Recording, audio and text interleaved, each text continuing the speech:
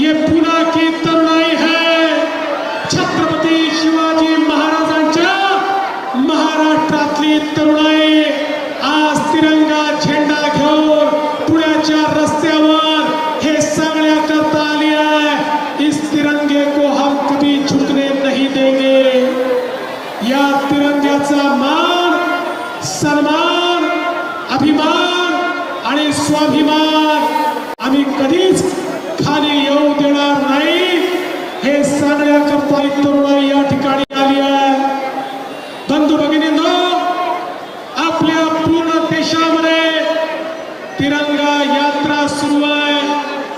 देशाचे प्रधानमंत्री माननीय मोदीजींनी संदेश दिला, 9 ऑगस्ट पासून 15 ऑगस्ट पर्यंत या संपूर्ण भारताच्या एकेका शहरामध्ये, गावामध्ये आपली राष्ट्रभक्ती प्रकट करण्याकरता तिरंगा झेंडा हातामध्ये घ्या आणि रस्त्यावर निघा आणि दाखवून द्या आमच्या तिरंग्याची शान काय आहे।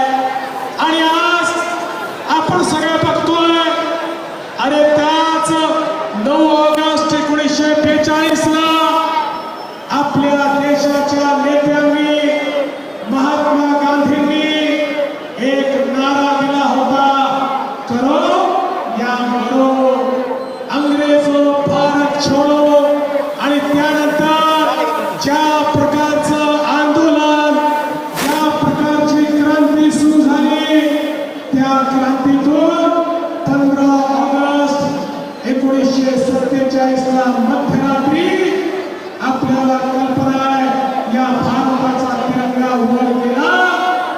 आणि मी या ठिकाणी सांगतो, आता जोपर्यंत पृथ्वी तलावर चंद्र आणि सूर्य आहे, जोपर्यंत या पृथ्वी तलावर छत्रपती शिवरायांचे मावळे आहेत, तोपर्यंत हा तिरंगा कोणीच खाली आणू शकत नाही। ही पुण्यभूमी आहे, आई जिजाऊंनी आणि छत्रपती शिवरायांनी ज्या भूमीवर सोन्याचा नांगर चालवला ती पुण्यभूमी आहे।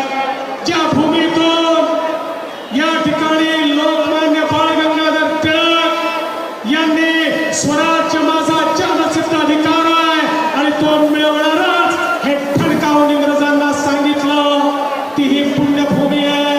ही तीच पुण्यभूमी आहे ज्या ठिकाणी क्रांतिगुरु लहुजी वस्ताद साळवे यांनी क्रांतिकारकांची एक मांडियाळी तयार केली आणि वासुदेव बळवंत फडक्यांपासून तर वेगवेगळ्या क्रांतिकारकांना स्फूर्ती देणारी भूमी हीच पुण्याची भूमी, हीच पुण्यभूमी आहे। आणि म्हणून याच पुण्यभूमीत आजचा माझा तरुण हा पुन्हा एकदा नवीन भारताच्या निर्मिती करता या ठिकाणी रस्त्यावर आलाय। हा तिरंगा केवळ झेंडा नाही आहे, हा तिरंगा आमच्या मनामध्ये आहे, हा तिरंगा आमच्या संपूर्ण जीवनामध्ये आहे। आणि म्हणून तिरंगा हाती घेतला तर आपल्याला देखील हा तिरंगा हाती घेतल्यानंतर केवळ आपले अधिकार नाही तर आपले कर्तव्य देखील लक्षात ठेवावे लागतात। बंधू भगिनींनो, आज देशामध्ये अधिकार तर सर्वांना माहिती आहे, पण ज्या संविधानाने अधिकार दिले त्याच संविधानाने आपल्यावर काही कर्तव्य देखील टाकले आहेत, काही जबाबदाऱ्या देखील टाकल्या आहेत। त्या जबाबदाऱ्या पूर्ण करण्याचं काम हे तुम्हाला आणि आम्हाला करायचं आहे। हा नवीन भारत आहे, 20 वर्षानंतर विकसित भारताचं स्वप्न मोदीजींनी पाहिलंय, त्याच्याकरता विकसित महाराष्ट्राचं स्वप्न आपण सगळे मिळून जगणार आहोत। आणि तुमच्या भरोशावर येत्या 20 वर्षामध्ये विकसित महाराष्ट्र आपण तयार करणार आहोत। एक असा महाराष्ट्र जो खऱ्या अर्थानं सर्वांची स्वप्न पूर्ण करणारा, समतेचा महाराष्ट्र, प्रगतीचा महाराष्ट्र, पुढे जाणारा महाराष्ट्र, आमच्या युवा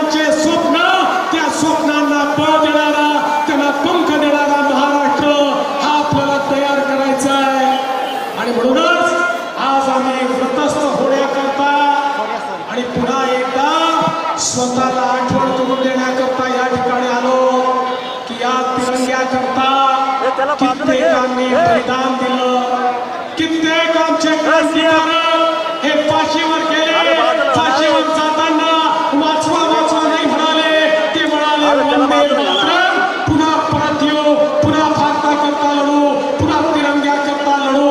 हा तोच तिरंगा आहे ज्या तिरंग्याकरता त्या ठिकाणी युद्धामध्ये आमचे सैनिक बलिदान देतात. 20-20, 22-22 वर्षाचे कॅप्टन बत्रासारखे आमचे जे काही या ठिकाणी सैनिक आहेत, अधिकारी आहेत, ते हजारो मीटर वर चढून त्या पाकळ्यांना धूळ चारतात आणि आपला तिरंगा त्या ठिकाणी लावतात.